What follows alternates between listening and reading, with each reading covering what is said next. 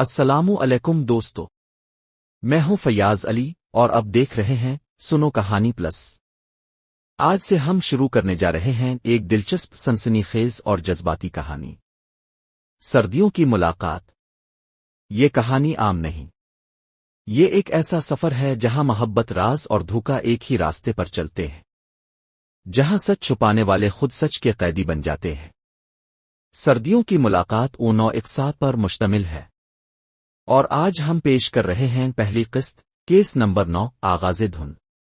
تو آئیے بیٹھ جائیں، روشنی مدھم کر دیں اور کہانی کو دل سے سنیں، دماغ سے محسوس کریں۔ شروع کرتے ہیں۔ قسط نمبر 1، سردیوں کی ملاقات۔ آج کی کہانی ایک سرد شام کی ہے، جہاں چائے کی بھاپ کے ساتھ کچھ یادیں اٹھتی ہیں اور دو اجنبی دل ایک خاموش ملاقات میں جوڑ جاتے ہیں۔ مگر کبھی کبھی جہاں احساس شروع ہوتا ہے، وہاں انجام کچھ اور لکھا ہوتا ہے۔ آئیے سنتے ہیں سردیوں کی ملاقات۔ دسمبر کی ٹھنڈی شام تھی۔ لاہور کی سڑکوں پر دھند کے پردے ایسے گرے ہوئے تھے جیسے شہر نے چادر اوڑھ رکھی ہو۔ لوگ جلدی میں تھے، مگر کچھ چہرے ماضی کے کسی موڑ پر رکے ہوئے لگ رہے تھے۔ ایسے ہی ایک کیفے کے کونے میں بیٹھا تھا احمد رفیق۔ چائے کا کپ سامنے رکھا تھا، مگر بھاپ کپ کی ختم ہو چکی تھی۔ وہ اپنے فون کی اسکرین پر ایک پرانی تصویر دیکھ رہا تھا، کسی ایسی کی جو اب صرف یادوں میں تھی۔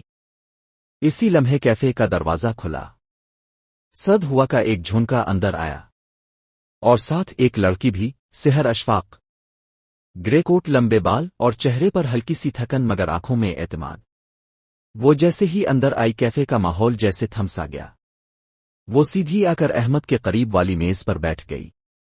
احمد نے مسکرا کر کہا، سردیوں کی چائے اور اتنی خاموشی، کیا یہ اتفاق ہے، یہ عادت؟ سحر نے چائے کا آرڈر دیا، پھر بولی، شاید دونوں۔ میں بھی خاموشیوں سے دوستی رکھتی ہوں، احمد نے نرمی سے کہا۔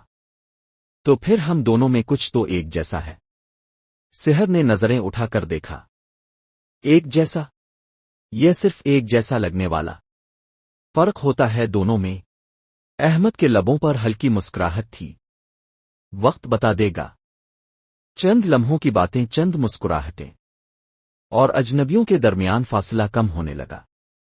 اگلے دن احمد پھر اسی کیفے میں آیا، اور اتفاق سے سحر بھی وہیں موجود تھی۔ پھر اگلا دن، پھر اگلی شام، اور ملاقاتوں کا یہ سلسلہ اب عادت بن چکا تھا۔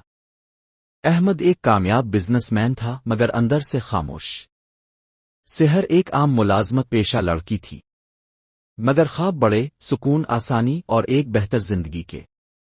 احمد میں اسے وہ سب نظر آنے لگا جو ہمیشہ چاہا تھا، اعتماد، نرمی اور ایک مضبوط سہارا۔ ایک شام وہ دونوں پارک میں بیٹھے تھے، ہاتھوں میں کافی اور سامنے دھند میں ڈوبا شہر۔ سحر نے پوچھا، تم ہمیشہ اتنے چپ کیوں رہتے ہو؟ اتنا سب کچھ ہونے کے باوجود چہرے پر اداسی کیوں ہے؟ احمد نے دھیرے سے کہا، کبھی کبھی خاموشی شور سے زیادہ کچھ کہہ جاتی ہے۔ سحر نے دلچسپی سے پوچھا، کہانی ہے نہ تمہارے پیچھے؟ احمد کی نظریں دور چلی گئیں۔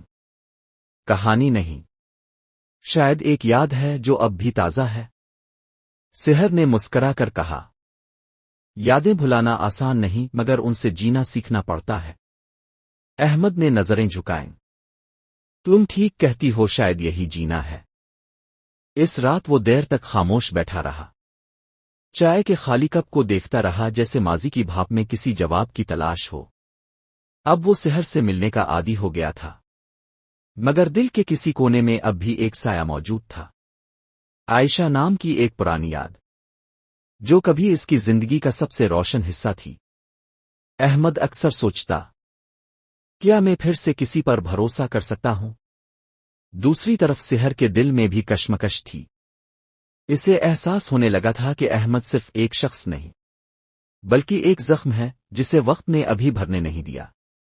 وہ چاہ کر بھی یہ فیصلہ نہیں کر پا رہی تھی کہ یہ تعلق دوستی ہے، عادت ہے، یا کچھ اور۔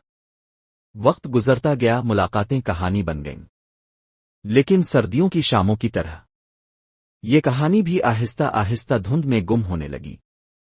احمد نے ایک دن کہا، کبھی کبھی دل چاہتا ہے کہ سب کچھ روک دوں اور بس وہ لمحہ جی لوں جہاں سکون تھا۔ سحر نے جواب دیا، شاید یہی زندگی ہے، لمحوں میں بٹی ہوئی، اور ہم سب اس کے ٹکڑوں کو جوڑنے کی کوشش میں ہیں۔ احمد نے مسکرا کر کہا، شاید تم ٹھیک کہتی ہو سحر، اور یہ کہہ کر وہ اٹھ گیا۔ کیفے کے دروازے سے نکلتے وقت اس نے پیچھے موڑ کر دیکھا۔ سحر ابھی بھی وہیں بیٹھی تھی، چائے کا کپ ہاتھ میں، اور دھند آہستہ آہستہ اس کے گرد اتر رہی تھی۔ شہر ایک بار پھر چادر اوڑھ چکا تھا، اور احمد کے چہرے پر وہی پرانی مسکراہٹ لوٹ آئی، جیسے کہانی ایک بار پھر شروع ہونے والی ہو۔ دوستو، کچھ کہانیاں ختم نہیں ہوتی، وہ بس خاموش ہو جاتی ہے۔ احمد اور سحر کی طرح ہم سب اپنی زندگی میں کسی نہ کسی دسمبر سے گزرتے ہیں، جہاں دھند کے پیچھے یادیں سانس لیتی ہے۔ اگر آپ کو یہ کہانی پسند آئی ہو تو ویڈیو کو لائک کریں، اپنی رائے کمنٹ میں ضرور لکھیں، اور چینل سنو کہانی پلس کو سبسکرائب کریں تاکہ اگلی کہانی آپ تک سب سے پہلے پہنچے۔ ملتے ہیں اگلی قسط میں، تب تک کے لیے اللہ حافظ۔